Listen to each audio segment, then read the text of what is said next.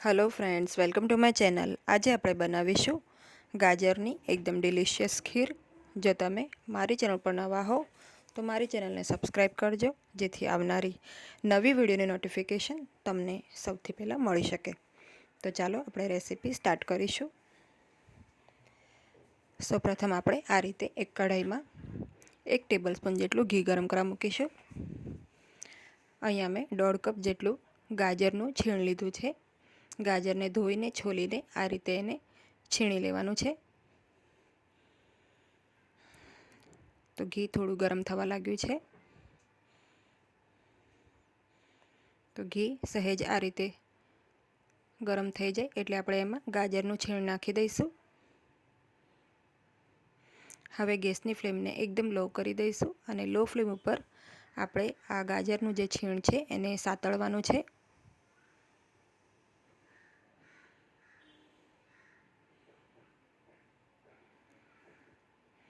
તો લગભગ 2 થી 3 મિનિટ આપણે આ રીતે ગાજરને સાતળી લઈશું।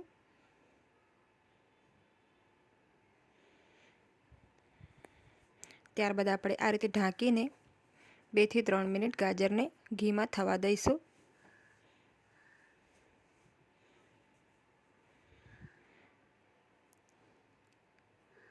તો હવે ખોલી લઈએ આપણે।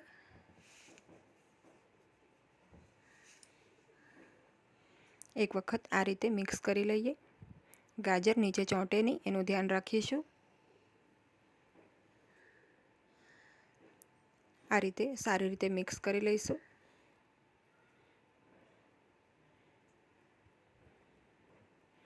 હવે આપણે આમાં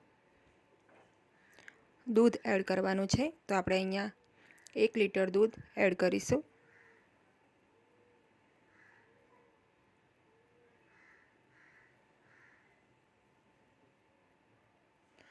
દૂધ નાખ્યા બાદ આપણે ગેસની ફ્લેમને મીડિયમ કરી દઈશું અને મીડિયમ ફ્લેમ ઉપર આપણે આને ઉકળવા દઈશું। તો ટોટલ આપણે આ ખીરને 25 થી 30 મિનિટ સુધી ઉકાળવાની છે। હાલ આપણે 10 મિનિટ પહેલાં ઉકળવા દઈશું।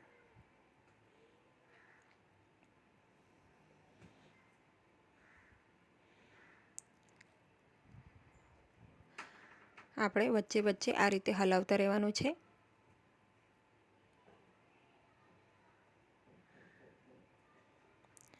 તો આ ગાજરની ખીર ખૂબ જ સ્વાદમાં સારી બને છે। 10 મિનિટ થઈ ગઈ છે, આ રીતે ઉભરો આવી ગયો છે। હવે આપણે ગેસની ફ્લેમને લો કરી દઈશું અને કિનારી ઉપર જે મલાઈ ચોંટે એને આ રીતે સ્ક્રેપ કરતા જઈને ખીરમાં આપણે મિક્સ કરતા રહીશું।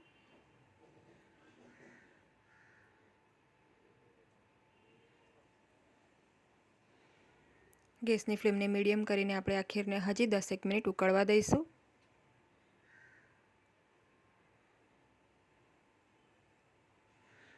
તો આપણું દૂધ છે એ થોડું રિડ્યુસ થઈ જાય, થોડું ઘટ્ટ થઈ જાય ત્યાં સુધી આપણે ખીરને ઉકાળવાનું છે। તો અહીંયા હવે ટોટલ 20 મિનિટ જેટલું થઈ ગયું છે।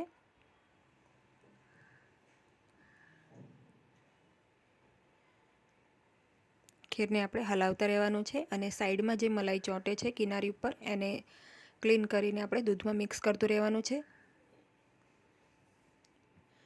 હવે અહીંયા મેં લગભગ અડધા કપ જેટલી ખાંડ નાખી છે। ખાંડને સારી રીતે દૂધમાં મિક્સ કરી લઈશું અને ખાંડ ઓગળે ત્યાં સુધી આ રીતે હલાવતા રહીશું। તો ગાજર આપણા મીઠા હોય છે એટલે એ પ્રમાણે આપણે ખાંડનું પ્રમાણ એડજસ્ટ કરવાનું છે।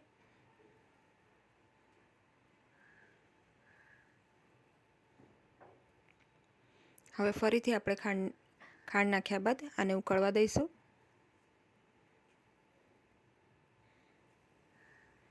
તો હવે લગભગ 25 મિનિટ જેટલી ટોટલ થઈ ગઈ છે। ત્યારબાદ આપણે આમાં 1 ચમચી જેટલો ઇલાયચીનો પાવડર છે એ નાખીશું।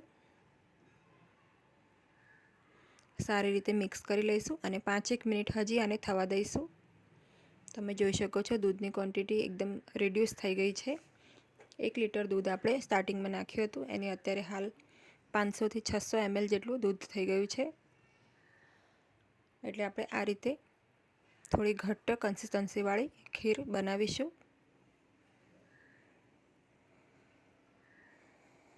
તો 5 મિનિટ બાદ ખીર રેડી છે. આપણે એને સર્વ કરી લઈએ. તો રેડી છે એકદમ સરસ ગરમા ગરમ ડિલિશિયસ ગાજરની ખીર. આને તમે ફ્રીજમાં ઠંડી કરીને પણ સર્વ કરી શકો છો અને આ રીતે ગરમા ગરમ પણ સર્વ કરી શકો છો. એક વખત આ રેસીપી ચોક્કસ ટ્રાય કરજો. ખૂબ જ ટેસ્ટી બને છે આ ખીર. જો તમને મારી આજની આ રેસીપી ગમી હોય તો વિડીયોને લાઇક અને શેર કરજો અને મારી ચેનલને સબસ્ક્રાઈબ કરજો. Thanks for watching.